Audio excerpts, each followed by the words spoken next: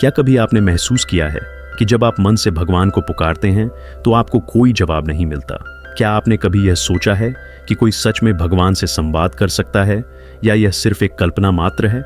क्या हमारी प्रार्थनाएं व्यर्थ जाती हैं या वास्तव में कोई दिव्य शक्ति हमें सुनती है और उत्तर भी देती है? यदि आपके मन में ये सवाल कभी आए हैं तो यह वीडियो आपकी जिंदगी को पूरी तरह से बदल सकती है, क्योंकि हम आज परमहंस योगानंद की रहस्यमयी पुस्तक टॉकिंग विद गॉड को विस्तार से समझेंगे और उन गहरे आध्यात्मिक रहस्यों को उजागर करेंगे जो हमें यह सिखाते हैं कि हम भी भगवान से सीधा संवाद कर सकते हैं।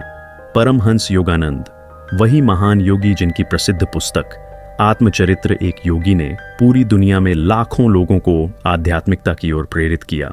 उन्होंने अपनी एक अन्य पुस्तक गॉड से बातें में ईश्वर से बात करने के गूढ़ रहस्य बताए हैं। यह कोई साधारण किताब नहीं है, बल्कि यह एक ऐसा आध्यात्मिक मार्गदर्शन है जो हमें यह समझाता है कि ईश्वर से जुड़ने के लिए सिर्फ मंदिरों में जाना या प्रार्थना करना ही काफी नहीं है, बल्कि इसके लिए हमें अपने भीतर की चेतना को जागृत करना होगा। लेकिन ध्यान दें, इन रहस्यों को समझना और अपनाना हर किसी के बस की बात नहीं। आज हम इस पुस्तक की गहराई में उतरकर उन 10 महत्वपूर्ण रहस्यों को जानेंगे जिनके माध्यम से आप भी भगवान से संवाद कर सकते हैं। ये रहस्य सिर्फ साधारण ज्ञान नहीं है, बल्कि यह गहरे आध्यात्मिक सिद्धांत हैं जिनका पालन करने से आपके जीवन में एक अद्भुत बदलाव आ सकता है। इसलिए इस वीडियो को अंत तक जरूर देखें, क्योंकि हर एक रहस्य आपके अंदर नई शक्ति और चेतना को जागृत करेगा। और सबसे महत्वपूर्ण आखिरी रहस्य सबसे ज्यादा शक्तिशाली है, जिसे यदि आप समझ गए तो आपका जीवन हमेशा के लिए बदल सकता है। पहला रहस्य, क्यों नहीं सुनते भगवान हमारी बात? हम सभी अपने जीवन में कभी ना कभी भगवान से प्रार्थना करते हैं। हम दुख में, परेशानी में या किसी बड़ी समस्या के समय भगवान को याद करते हैं और उम्मीद करते हैं कि हमें कोई जवाब मिलेगा। लेकिन जब हमें कोई स्पष्ट उत्तर नहीं मिलता तो हमें लगता है कि या तो भगवान हमें सुन नहीं रहे या फिर वे हमारी प्रार्थनाओं को नजरअंदाज कर रहे हैं। लेकिन क्या सच में भगवान हमारी बात नहीं सुनते? परमहंस योगानंद अपनी पुस्तक टॉकिंग विद गॉड में बताते हैं कि भगवान हमेशा हमारी प्रार्थनाएं सुनते हैं, लेकिन हम ही उनकी आवाज सुनने में असमर्थ होते हैं। इसकी सबसे बड़ी वजह है हमारी चेतना का स्तर। चेतना का स्तर ही भगवान से संवाद की कुंजी है। भगवान से बात करना किसी रेडियो स्टेशन से जुड़ने जैसा है। अगर हमारा रेडियो मन सही फ्रीक्वेंसी पर नहीं ट्यून हुआ है तो हम कभी भी उस चैनल को नहीं सुन पाएंगे, चाहे वह चैनल लगातार प्रसारित हो रहा हो। हमारा मन अगर अशांत है तो वह भगवान की आवाज नहीं सुन सकता। अगर मन सिर्फ भौतिक इच्छाओं से भरा है तो ईश्वर की कृपा हम तक नहीं पहुंच सकती। अगर हम सिर्फ अपने स्वार्थ के लिए प्रार्थना कर रहे हैं तो यह आत्मा की पुकार नहीं बन सकती। परमहंस योगानंद कहते हैं कि भगवान से संवाद करने के लिए हमें अपने मन को पूरी तरह से शांत करना पड़ता है। जब तक हमारा मन इधर उधर भागता रहेगा, अनगिनत विचारों से भरा रहेगा, तब तक हम उस दिव्य आवाज को नहीं सुन सकते। भगवान की आवाज सुनने के लिए मन को कैसे शांत करें? ध्यान और एकाग्रता विकसित करें। ध्यान हमारे मन को शांत करने का सबसे प्रभावशाली तरीका है। जब हम ध्यान करते हैं तो हमारा चंचल मन स्थिर होता है और धीरे धीरे हमारी चेतना उच्च स्तर तक पहुंचती है। सांसों पर ध्यान केंद्रित करें। परमहंस योगानंद क्रिया योग के अभ्यास को भगवान से संवाद करने का सबसे शक्तिशाली साधन मानते थे। जब हम गहरी शांत सांसें लेते हैं और अपनी सांसों पर ध्यान केंद्रित करते हैं तो हमारा मन धीरे धीरे स्थिर होने लगता है। आंतरिक शांति का अभ्यास करें। भगवान से संवाद के लिए बाहरी दुनिया से ज्यादा हमें अपनी आंतरिक दुनिया को व्यवस्थित करना होगा। हमें नकारात्मक विचारों, द्वेष, क्रोध और व्यर्थ की चिंताओं को छोड़ना होगा। प्रेम और भक्ति से प्रार्थना करें। परमहंस योगानंद कहते हैं कि केवल शब्दों से की गई प्रार्थना पर्याप्त नहीं होती। हमें पूरी श्रद्धा, प्रेम और भक्ति के साथ भगवान को पुकारना होगा। जब प्रार्थना आत्मा की गहराइयों से उठती है तभी वह ईश्वर तक पहुंचती है। तो फिर भगवान से कैसे संवाद करें? क्या आपने कभी महसूस किया है कि जब आप सच में दिल से किसी चीज की कामना करते हैं तो संयोग से वह पूरी हो जाती है? क्या आपको कभी ऐसा अनुभव हुआ है कि जब आप पूरी श्रद्धा से भगवान को पुकारते हैं तो आपको अंदर से एक शांति या मार्गदर्शन मिलता है? यह सब इस बात का प्रमाण है कि भगवान हमारी प्रार्थनाएं सुनते हैं, लेकिन उनकी आवाज बहुत सूक्ष्म होती है। जब हमारा मन शोरगुल से भरा होता है तो यह दिव्य संदेश खो जाता है। निष्कर्ष, सच्ची प्रार्थना की शक्ति भगवान से बात करने के लिए हमें अपने मन को पूरी तरह से शांत और शुद्ध बनाना होगा। जब हमारा मन अहंकार, इच्छाओं और सांसारिक झंझटों से मुक्त होगा, तभी हम भगवान की हल्की लेकिन स्पष्ट आवाज को सुन पाएंगे। अब सवाल उठता है, अगर भगवान हमें सुनते हैं तो क्या हमारी हर प्रार्थना पूरी होती है? क्या भगवान हमारी इच्छाओं को पूरा करने के लिए बाध्य हैं? इसका उत्तर अगले रहस्य में छिपा है, जहां हम समझेंगे कि प्रार्थना से ज्यादा जरूरी क्या है। दूसरा रहस्य, प्रार्थना से ज्यादा जरूरी क्या है? हम में से ज्यादातर लोग जब भगवान के सामने जाते हैं तो सिर्फ मांगते हैं। कोई धन की प्रार्थना करता है, कोई सफलता की, कोई सुख शांति की, तो कोई किसी विशेष समस्या के समाधान की। लेकिन क्या कभी आपने सोचा है कि क्या हमने भगवान की बात सुनने की कोशिश की है? परमहंस योगानंद कहते हैं कि सिर्फ मांगने से भगवान से संवाद नहीं हो सकता। भगवान को सुनना ज्यादा जरूरी है। मांगना नहीं, सुनना जरूरी क्यों? भगवान से जब भी हम कुछ मांगते हैं तो यह केवल एक तरफा संवाद होता है। मान लीजिए आप किसी व्यक्ति से बात कर रहे हैं, लेकिन आप सिर्फ बोलते जा रहे हैं, उसकी बात सुनने का प्रयास ही नहीं कर रहे। क्या यह संवाद सफल होगा? बिल्कुल नहीं। भगवान से भी बात करने के लिए हमें उनकी आवाज सुनना आना चाहिए। यह आवाज कोई शब्दों में नहीं होती, बल्कि यह एक एहसास, एक आंतरिक अनुभूति होती है। परमहंस योगानंद कहते हैं, प्रार्थना का अर्थ केवल भगवान से मांगना नहीं, बल्कि उनकी दिव्य उपस्थिति को महसूस करना भी है। जब आप केवल मांगते हैं तो आपका मन अशांत रहता है, लेकिन जब आप सुनने का प्रयास करते हैं तो एक गहरी शांति का अनुभव होता है, और इसी शांति में भगवान हमें अपने संकेत देते हैं। भगवान के संकेत हमें कैसे मिलते हैं? जब हम ध्यान में गहराई से उतरते हैं तो हमारे भीतर एक दिव्य शक्ति जागती है। यह शक्ति हमें भगवान की उपस्थिति का अनुभव कराती है। यह हमें सही मार्ग दिखाती है, हमारी समस्याओं का समाधान देती है, और सबसे महत्वपूर्ण, यह हमें एहसास कराती है कि भगवान कहीं बाहर नहीं, हमारे भीतर ही हैं। लेकिन यहाँ एक महत्वपूर्ण सवाल आता है, हम भगवान की बात कैसे सुने? इसके लिए ध्यान का अभ्यास सबसे जरूरी है। जब आप सही विधि से ध्यान में बैठते हैं तो आपका मन एक शांत झील की तरह हो जाता है। जिस तरह एक स्थिर झील में हम अपना प्रतिबिंब साफ देख सकते हैं, उसी तरह जब हमारा मन शांत होता है तो हमें भगवान के संकेत स्पष्ट रूप से महसूस होते हैं। परमहंस योगानंद अपनी पुस्तक में कहते हैं कि ईश्वर से वार्तालाप करने का सबसे शक्तिशाली तरीका ध्यान ही है। जब हम गहरी साधना में उतरते हैं तो हम सिर्फ अपने विचारों को नहीं सुनते, बल्कि भगवान की उपस्थिति को भी अनुभव करते हैं। ध्यान के बिना प्रार्थना अधूरी क्यों है? अगर आप किसी से बात करते समय उसका जवाब सुनने को तैयार ही नहीं हैं, तो आप कभी सही संवाद नहीं कर सकते। इसी तरह अगर आप भगवान से बात करना चाहते हैं तो आपको उनकी उपस्थिति को महसूस करना आना चाहिए। सिर्फ शब्दों में प्रार्थना करने से कुछ नहीं होगा, जब तक कि आप उनकी दिव्य उपस्थिति को अनुभव नहीं करते। लेकिन यहाँ पर सबसे बड़ा सवाल उठता है, ध्यान की सही विधि क्या है? कैसे ध्यान किया जाए जिससे हमें भगवान से उत्तर मिलने लगे? इसका जवाब आपको तीसरे रहस्य में मिलेगा, जहां हम जानेंगे कि सही ध्यान कैसे करें जिससे भगवान की ऊर्जा को महसूस किया जा सके। तीसरा रहस्य, ध्यान में ईश्वर का अनुभव कैसे करें? कई लोग ध्यान करने की कोशिश तो करते हैं, लेकिन उन्हें ईश्वर की उपस्थिति का अनुभव नहीं होता। क्यों?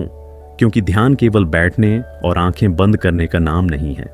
सच्चा ध्यान वह है जहां हम अपनी चेतना को ऊंचे स्तर तक ले जाते हैं और भगवान की उपस्थिति को महसूस करते हैं। परमहंस योगानंद जी कहते हैं कि क्रिया योग एक ऐसी गुप्त विधि है जिससे साधक को भगवान का साक्षात अनुभव हो सकता है। यह कोई साधारण ध्यान नहीं, बल्कि एक गहन आध्यात्मिक प्रक्रिया है। इसमें श्वास, सांसों के नियंत्रण के माध्यम से मन को स्थिर किया जाता है, और जब मन स्थिर हो जाता है तब आत्मा अपनी वास्तविक स्थिति को अनुभव करती है, यानी ईश्वर से जुड़ने लगती है। क्रिया योग और सांसों का रहस्य, परमहंस योगानंद कहते हैं कि हमारी सांसें ही हमारे मन की चाबी हैं। जब हम अशांत होते हैं तो हमारी सांसें तेज हो जाती हैं, जब हम शांत होते हैं तो हमारी सांसें धीमी हो जाती हैं, और जब हम गहरे ध्यान में होते हैं तो हमारी सांसें लगभग रुक जाती हैं। यही ध्यान की असली कुंजी है। अगर हम सही तरीके से सांसों को नियंत्रित करें तो हम अपने मन को भी नियंत्रित कर सकते हैं, और जब मन स्थिर हो जाता है तब हमारी आंतरिक ऊर्जा ऊपर की ओर उठने लगती है। तीसरा नेत्र और ईश्वर की अनुभूति, जब ध्यान के माध्यम से यह ऊर्जा धीरे धीरे ऊपर उठती है तो यह आज्ञा चक्र, तीसरा नेत्र, पर केंद्रित हो जाती है। यह वही बिंदु है जहां साधक को भगवान की उपस्थिति का पहला अनुभव होता है। यहाँ एक दिव्य प्रकाश दिख सकता है, एक गहरी शांति का अनुभव हो सकता है, या फिर एक आंतरिक आवाज भी सुनाई दे सकती है। परमहंस योगानंद जी अपनी पुस्तक में कहते हैं कि जब कोई साधक क्रिया योग का अभ्यास करता है तो उसका आत्मा परमात्मा से सीधा संवाद करने लगती है। वह भगवान को केवल किसी कल्पना में नहीं बल्कि अपने भीतर वास्तविक रूप में महसूस करता है। लेकिन क्या भगवान केवल ध्यान में ही मिलते हैं? अब सवाल यह उठता है कि क्या हमें ईश्वर का अनुभव केवल ध्यान में ही होगा? क्या कोई और तरीका है जिससे हम हर समय भगवान की उपस्थिति को महसूस कर सकते हैं? चौथा, रहस्य यही बताता है, जहां हम जानेंगे कि कैसे हर क्षण, हर परिस्थिति में भगवान से जुड़ा जा सकता है। चौथा रहस्य, भगवान को हर पल अपने साथ महसूस करना। हम में से अधिकतर लोग भगवान को मंदिरों, मूर्तियों और पूजा पाठ तक सीमित मानते हैं, लेकिन क्या वास्तव में भगवान सिर्फ वहां तक सीमित हैं? परमहंस योगानंद जी कहते हैं कि ईश्वर हर जगह हैं। वे आपकी हर सांस में हैं, आपकी हर धड़कन में हैं, आपके हर विचार, हर भावना में हैं। भगवान को केवल मंदिरों में क्यों ढूंढते हैं? हमें बचपन से सिखाया जाता है कि मंदिर जाओ, पूजा करो, मूर्तियों के आगे सिर झुकाओ, लेकिन हम ये भूल जाते हैं कि भगवान किसी एक स्थान तक सीमित नहीं है। अगर भगवान हर जगह हैं, तो फिर हमें उनकी उपस्थिति सिर्फ मूर्तियों में ही क्यों महसूस होती है? क्योंकि हम वही मानते हैं जो हमें सिखाया गया है। हमारा ध्यान बाहरी वस्तुओं पर केंद्रित रहता है, जबकि भगवान को महसूस करने के लिए हमें भीतर देखना पड़ता है। जब तक हमारी चेतना ऊंची नहीं होगी, तब तक हम ईश्वर की वास्तविक उपस्थिति को नहीं समझ पाएंगे। भगवान आपके हर कार्य में है। परमहंस योगानंद जी कहते हैं कि जब आप हर काम को प्रेम, श्रद्धा और समर्पण के साथ करते हैं, तो भगवान खुद आपके माध्यम से कार्य करने लगते हैं। जब आप पूरी ईमानदारी और लगन से कोई कार्य करते हैं, तो आप एक गहरे संतोष को महसूस करते हैं। यही वह संकेत है कि भगवान आपके भीतर कार्य कर रहे हैं। कोई भी कार्य छोटा या बड़ा नहीं होता। अगर आप अपने काम को भगवान की सेवा मानकर करें, तो वही साधारण काम एक आध्यात्मिक साधना बन जाता है। मेरा एक प्रश्न है, जब आप ध्यान करते हैं, तो क्या आपको कभी ऐसा महसूस हुआ कि कोई शक्ति आपको देख रही है? कभी ऐसा लगा कि कोई आपको मार्गदर्शन कर रहा है? या जब आप किसी कठिन परिस्थिति में होते हैं, तो अचानक कोई हल मिल जाता है? ये सब भगवान के ही संकेत होते हैं। लेकिन असली सवाल ये है कि भगवान का जवाब कैसे मिलेगा? क्या ईश्वर सिर्फ संकेत देते हैं या वे सीधे संवाद भी कर सकते हैं? पांचवां रहस्य आपको चौंका देगा, जहां हम जानेंगे कि भगवान से उत्तर पाने का असली तरीका क्या है। पांचवां रहस्य, भगवान के उत्तर को कैसे पहचानें। हम सभी कभी न कभी भगवान से प्रार्थना करते हैं। हम उनसे मदद मांगते हैं, उनसे मार्गदर्शन की उम्मीद रखते हैं और कई बार अपनी परेशानियों का हल चाहते हैं। लेकिन जब उत्तर नहीं मिलता, तो मन में संदेह उठता है, क्या भगवान मेरी सुन भी रहे हैं? परमहंस योगानंद जी स्पष्ट रूप से कहते हैं कि भगवान हमेशा उत्तर देते हैं, लेकिन हमें उन्हें पहचानने की कला सीखनी होगी। भगवान 3 तरीकों से उत्तर देते हैं। एक, अंतर्ज्ञान, जब उत्तर आपके भीतर से आता है। कभी कभी जब आप किसी समस्या से जूझ रहे होते हैं, तो अचानक कोई स्पष्ट विचार या एहसास आता है। यह एहसास इतना सटीक होता है कि आपके दिल को छू जाता है। यह कोई सामान्य विचार नहीं, बल्कि आपकी आत्मा की आवाज होती है। परमहंस योगानंद जी कहते हैं, जब मन शांत होता है, तब आत्मा ईश्वर के संदेशों को सुन सकती है। इसलिए जब भी कोई अचानक आया हुआ विचार आपको भीतर से गहराई तक छू जाए, तो समझ लें कि यह भगवान का उत्तर हो सकता है। 2, सपने, दिव्य संदेशों का माध्यम। कई बार भगवान हमें सीधे शब्दों में उत्तर नहीं देते, बल्कि सपनों के माध्यम से संकेत देते हैं। सपनों में दिखने वाले प्रतीक और घटनाएं हमें उस प्रश्न का उत्तर दे सकती हैं जो हमारे मन में चल रहा था। कई संतों और योगियों ने अपने जीवन में ऐसे दिव्य स्वप्नों का अनुभव किया है जिनमें भगवान ने उन्हें मार्गदर्शन दिया। इसलिए अगर कोई सपना असाधारण रूप से स्पष्ट और शक्तिशाली लगे, तो उसे हल्के में न लें। यह भगवान का संकेत हो सकता है। 3 संकेत, किताबों, लोगों और घटनाओं के माध्यम से। कभी कभी हम किसी उलझन में होते हैं और अचानक कोई व्यक्ति ऐसा कुछ कह देता है जो हमारी समस्या का हल बन जाता है। या हम कोई किताब पढ़ रहे होते हैं और उसमें लिखी एक पंक्ति हमें गहरा उत्तर दे देती है। या फिर कोई घटना अचानक हमारे सामने आ जाती है जो हमें सही दिशा दिखाती है। क्या आपके साथ कभी ऐसा हुआ है? आप किसी समस्या के बारे में सोच रहे थे और अचानक सोशल मीडिया पर कोई पोस्ट दिख गई जो आपके सवाल का सीधा जवाब थी। या किसी दोस्त ने अनजाने में ऐसी बात कह दी जिससे आपकी उलझन सुलझ गई। यह कोई संयोग नहीं, भगवान संकेतों के माध्यम से भी हमसे संवाद करते हैं। भगवान के उत्तरों को पहचानने के लिए क्या करें? एक मन को शांत करें। जब मन शांत होगा तभी हम इन संकेतों को समझ पाएंगे। 2. हर अनुभव को ध्यान से देखें। कोई भी घटना या शब्द भगवान का संदेश हो सकता है। 3. दिल की सुने। अगर कोई उत्तर अंदर से आता है और आपको शांति देता है तो समझ लें कि वह भगवान की ओर से है। लेकिन एक बार जब आपने भगवान से संवाद कर लिया तो असली सवाल यह उठता है, अब इस संबंध को कैसे बनाए रखें? कैसे यह सुनिश्चित करें कि भगवान से जुड़ाव कभी न टूटे? 6ठा रहस्य इसी से जुड़ा है और यह आपके आध्यात्मिक सफर में सबसे महत्वपूर्ण हो सकता है। 6ठा रहस्य, ईश्वर से रिश्ता कैसे बनाए रखें। भगवान से जुड़ना कठिन नहीं है, लेकिन उस जुड़ाव को बनाए रखना असली चुनौती है।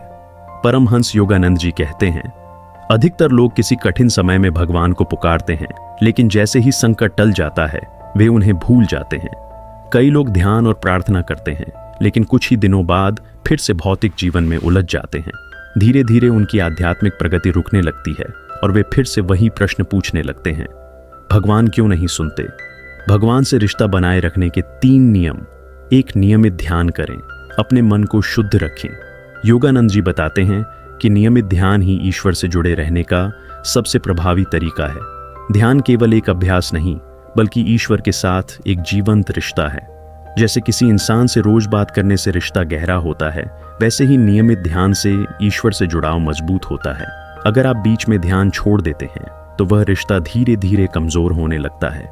क्या आपने कभी महसूस किया है कि जब आप ध्यान करना बंद कर देते हैं तो मन फिर से अशांत होने लगता है? इसका कारण यही है कि ध्यान के बिना हमारा मन बाहरी दुनिया की ओर बहने लगता है और हम ईश्वर से दूर हो जाते हैं। 2. सत्संग करें, सही संगति में रहें।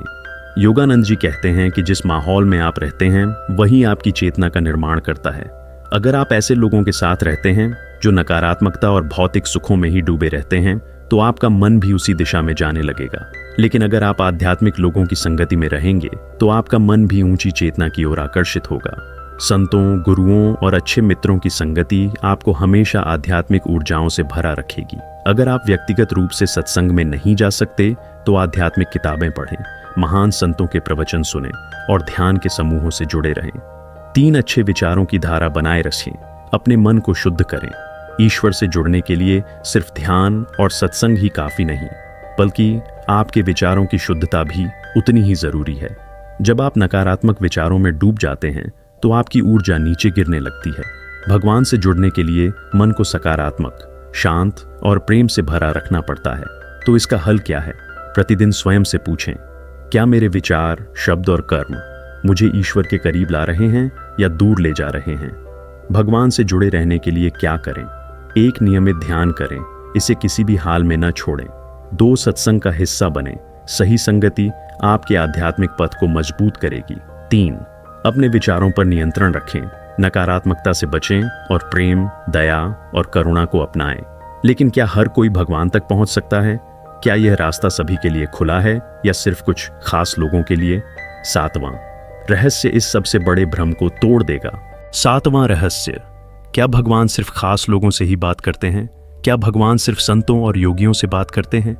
क्या आम इंसान कभी ईश्वर का उत्तर नहीं पा सकता? यह सबसे बड़ा भ्रम है। परमहंस योगानंद जी स्पष्ट रूप से कहते हैं, ईश्वर किसी भी व्यक्ति से बात कर सकते हैं, चाहे वह कोई महान योगी हो या साधारण मनुष्य। बस एक शर्त है, सच्ची भक्ति और हृदय की पवित्रता। भगवान किसी खास वर्ग या विशेष लोगों तक सीमित नहीं है, वो हर आत्मा के भीतर रहते हैं। हर इंसान में उनके दर्शन किए जा सकते हैं। भगवान से जुड़ने के लिए जरूरी 2 बातें, हृदय की सच्चाई और भक्ति। भगवान तक पहुंचने के लिए कोई जटिल प्रक्रिया नहीं है। किसी भी व्यक्ति को सिर्फ अपने हृदय की गहराइयों से पुकारना होता है। भक्ति में गहराई और सच्चाई होनी चाहिए, फिर चाहे वह प्रार्थना किसी भी भाषा में हो। कभी कभी हम सोचते हैं कि हमारी प्रार्थना भगवान तक नहीं पहुंची, लेकिन सच्चाई ये है, भगवान हर पुकार सुनते हैं, लेकिन हमें उनके उत्तर को पहचानना नहीं आता। जब मन अहंकार, भय और संदेह से मुक्त होता है, तब भगवान का उत्तर स्पष्ट रूप से सुनाई देता है। आत्मा के भीतर ईश्वर को जागृत करना। योगानंद जी कहते हैं कि भगवान बाहर नहीं, बल्कि हमारे भीतर ही रहते हैं। जब हम भीतर की यात्रा करते हैं तो हमें ईश्वर की मौजूदगी का एहसास होने लगता है। हर आत्मा में एक दिव्य चिंगारी होती है, लेकिन हमें इसे पहचानने और जगाने की जरूरत है। तो क्या सच में कोई भी भगवान से बात कर सकता है? हाँ, अगर आप सच्चे हृदय से पुकारें और उनके उत्तर को समझने की क्षमता विकसित करें। लेकिन सवाल उठता है, क्या भगवान का उत्तर तुरंत मिलता है? अगर हमें उत्तर नहीं मिले तो हमें क्या करना चाहिए? अब आखिरी रहस्य को जानकर आप चौंक जाएंगे, क्योंकि ये सब कुछ बदल सकता है। 8वां रहस्य, सबसे महत्वपूर्ण सत्य। हमने जाना कि भगवान से संवाद करने के लिए ध्यान, अंतर्ज्ञान, प्रेम और विश्वास की जरूरत होती है। लेकिन परमहंस योगानंद कहते हैं कि ईश्वर से बात करने के लिए सबसे जरूरी चीज सिर्फ एक है, समर्पण। समर्पण का वास्तविक अर्थ क्या है? जब आप अपने अहंकार को पूरी तरह छोड़ देते हैं, जब आप अपनी इच्छाओं को भगवान की इच्छा के आगे समर्पित कर देते हैं, जब आप यह स्वीकार कर लेते हैं कि जो कुछ हो रहा है वही मेरे लिए सही है, तभी आप ईश्वर की वास्तविक उपस्थिति को अनुभव कर सकते हैं। समर्पण का सबसे बड़ा उदाहरण भगवान श्री कृष्ण ने अर्जुन से कहा, सभी कर्म मुझे समर्पित कर दो और निष्काम भाव से अपना कर्तव्य निभाओ। रामकृष्ण परमहंस कहते थे, जब एक बच्चा अपनी माँ की गोद में होता है तो उसे किसी चीज की चिंता नहीं होती। वैसे ही जब मनुष्य ईश्वर की गोद में समर्पण कर देता है तो उसे किसी बात का भय नहीं रहता। समर्पण से ही ईश्वर से सीधा संवाद संभव है। जब आप ईश्वर के प्रति पूरी श्रद्धा और समर्पण से अपने जीवन को समर्पित कर देते हैं, तब आपको शब्दों की जरूरत नहीं पड़ती। भगवान बिना बोले भी आपका हर भाव समझ लेते हैं। अब सवाल सिर्फ एक है, क्या आप आज से भगवान के प्रति संपूर्ण समर्पण करने के लिए तैयार हैं? क्या आप अपनी इच्छाओं और अहंकार को त्याग कर खुद को ईश्वर की इच्छा के अनुसार प्रवाहित होने देंगे? क्या आप भगवान से सिर्फ मांगना बंद कर उन्हें अपने जीवन का मार्गदर्शक बनने देंगे? याद रखें, जो समर्पण कर देता है वही भगवान से सच्ची बात कर सकता है। अगर यह ज्ञान आपके लिए मूल्यवान रहा तो इसे दूसरों तक जरूर पहुंचाए। 9वां रहस्य, क्या ईश्वर हमारी हर प्रार्थना को पूरा करते हैं? हम सब ने कभी न कभी भगवान से कुछ मांगा है, धन, सफलता, प्रेम, स्वास्थ्य, लेकिन हर बार हमारी प्रार्थना पूरी नहीं होती। तो क्या इसका मतलब यह है कि भगवान हमारी बातें सुनते ही नहीं? परमहंस योगानंद जी कहते हैं, ईश्वर हमारी आत्मा के विकास के लिए वही देते हैं जो हमारे लिए सही होता है, न कि वह जो हम चाहते हैं। भगवान क्यों हमारी हर इच्छा पूरी नहीं करते? हमारी जरूरत और हमारी इच्छा में अंतर होता है। भगवान वही देते हैं जो आत्मा के विकास के लिए जरूरी हो, न कि जो हमारे अहंकार या क्षणिक सुख के लिए हो। हमारी इच्छाएं भौतिक होती हैं, लेकिन ईश्वर आत्मिक विकास चाहते हैं। जब कोई बच्चा जहर मांगता है तो क्या माँ उसे दे देती है? ठीक उसी तरह अगर कोई चीज हमारे आध्यात्मिक विकास के लिए हानिकारक है तो भगवान उसे देने से इनकार कर सकते हैं। कभी कभी भगवान हमें हमारी मांगी हुई चीज नहीं देते, बल्कि उससे भी बेहतर कुछ देने की तैयारी कर रहे होते हैं। सच्ची भक्ति सौदा नहीं होती जाता है, तो समझिए कि हमने भगवान से प्रेम नहीं किया, बल्कि उनके साथ सौदा किया था। सच्ची भक्ति का अर्थ है समर्पण। जो कुछ भी हो, मैं भगवान में विश्वास रखूंगा। असली भक्ति का रहस्य, जब हम भगवान से चीजें मांगना बंद कर देते हैं और सिर्फ उनसे जुड़ने की प्रार्थना करते हैं, तभी ईश्वर हमें अपना सच्चा रूप दिखाते हैं। तब हम उनकी उपस्थिति को अपने हर क्षण में महसूस करने लगते हैं। लेकिन क्या हमें सिर्फ प्रार्थना और ध्यान तक ही सीमित रहना चाहिए? क्या ईश्वर से जुड़ने का कोई और गहरा तरीका भी है? अगला रहस्य आपकी धारणा को बदल देगा। 10वां रहस्य, भगवान से जुड़ने का सबसे सरल और शक्तिशाली तरीका। हमने अब तक जाना कि भगवान से संवाद करने के लिए ध्यान, प्रार्थना और अंतर्ज्ञान की जरूरत होती है। लेकिन परमहंस योगानंद जी कहते हैं कि ईश्वर तक पहुंचने का सबसे सरल और शक्तिशाली तरीका है निस्वार्थ प्रेम। क्या है निस्वार्थ प्रेम? जब आप बिना किसी स्वार्थ के दूसरों की मदद करते हैं, जब आप हर प्राणी में ईश्वर का अंश देखते हैं, जब आप बिना किसी लोभ के प्यार बांटते हैं, तब आप स्वयं भगवान के निकट पहुंचने लगते हैं। भक्ति सिर्फ मंदिरों में नहीं, जीवन में होनी चाहिए। अक्सर लोग सोचते हैं कि ईश्वर तक पहुंचने के लिए मंदिरों में पूजा पाठ जरूरी है, लेकिन सच्ची भक्ति सिर्फ मंदिर में बैठकर नहीं, बल्कि रोजमर्रा के जीवन में प्रकट होती है। जब आप किसी जरूरतमंद की मदद करते हैं, जब आप किसी को माफ कर देते हैं, जब आप अपने अहंकार को छोड़कर प्रेम की भाषा बोलते हैं, तब आप ईश्वर के सबसे करीब होते हैं। भगवान सिर्फ साधकों से ही नहीं, हर प्रेमी आत्मा से बात करते हैं। भगवान केवल उन्हीं से बात नहीं करते जो गुफाओं में ध्यान करते हैं, बल्कि उन सब से भी करते हैं जो अपने दिल में प्रेम और दया रखते हैं। प्रेम और दया ही वो पुल हैं जो हमें ईश्वर तक ले जाते हैं। अब सवाल ये है, आप इस ज्ञान को अपने जीवन में कब अपनाएंगे? क्या आप आज से अपने भीतर प्रेम और करुणा का दीपक जलाने के लिए तैयार हैं? क्या आप सिर्फ भगवान से मांगने के बजाय उन्हें अपने जीवन का हिस्सा बनाने के लिए तैयार हैं? आपका जवाब ही यह तय करेगा कि आप भगवान से कितनी दूरी पर हैं या कितने करीब। वीडियो पसंद आई हो तो लाइक करें और इस दिव्य ज्ञान को दूसरों तक पहुंचाने के लिए शेयर करें।